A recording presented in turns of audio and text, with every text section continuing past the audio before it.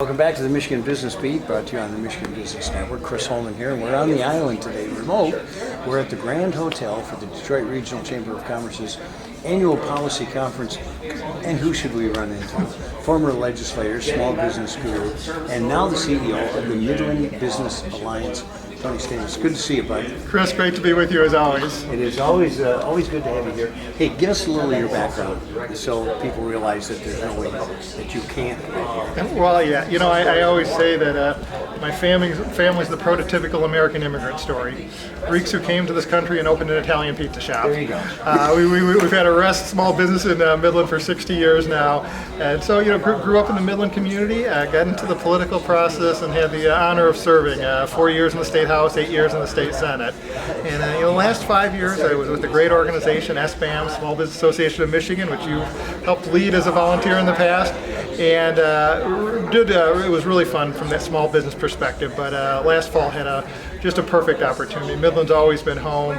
The Midland Business Alliance was created. It combined our economic development entity, Midland Tomorrow, that had been around for 55 years, the Midland Chamber of Commerce had been around 75 years, CBM, which is a debt collection agency that's been around for 100 years, and a nonprofit tech support firm, Midcon, and combined them all together. And I just had the chance to come in as the president and CEO, and it's great. We represent over 3,000 businesses, over 50,000 employees, and I'm obviously biased for my hometown, but I think a lot of exciting things are happening in our community. Wow, 3,000 businesses! I wouldn't have guessed that.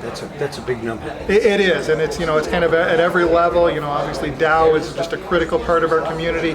Now that they did a spin, and so we've got DuPont, which is going to have a really significant presence in our community in the state. Corteva, which is a new agriculture company that took the agriculture components from both Dow and DuPont. We've got a Trinzio, who's that took a product, Styron, a number of years ago, and it continues to grow. Our mid-Michigan healthcare system. So it's really, I think we're seeing some diversity and some growth, and so it's an exciting time in our community. Well, it's interesting because they used to always say, hey, pull Dow out of there and all the heirs out of Midland.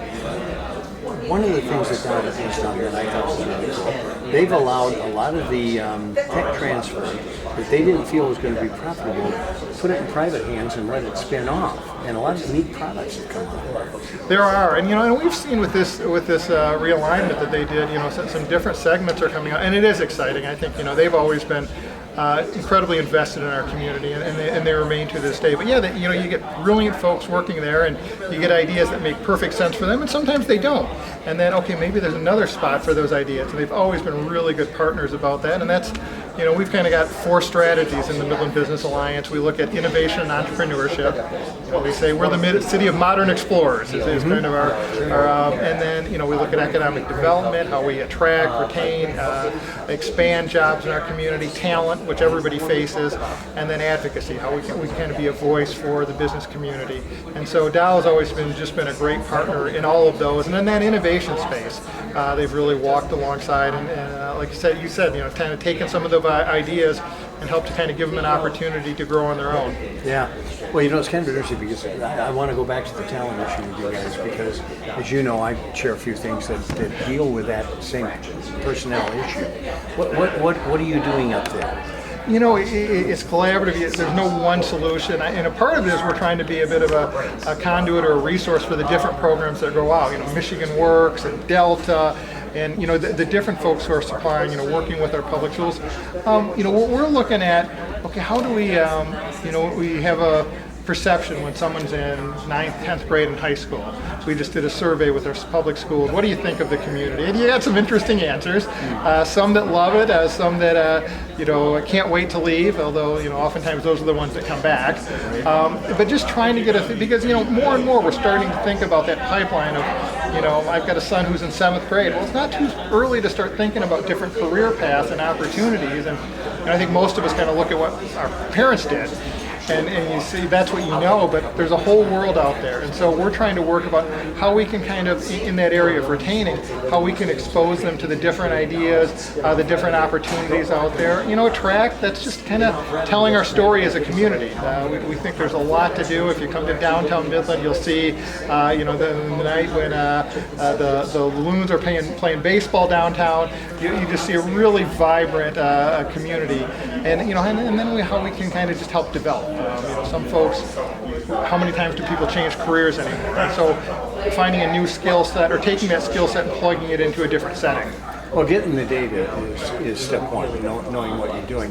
One of the things we did in Lansing at T3, we just recently filled the convention center, the Lansing Center, with 70 employers who brought in, everything from Sparrow Health Systems to pole climbers for DTE, and we brought in 8th and 9th graders, and 3,000 of them wandered around, spent the day just looking at career opportunities, which kind of just implanted the seed.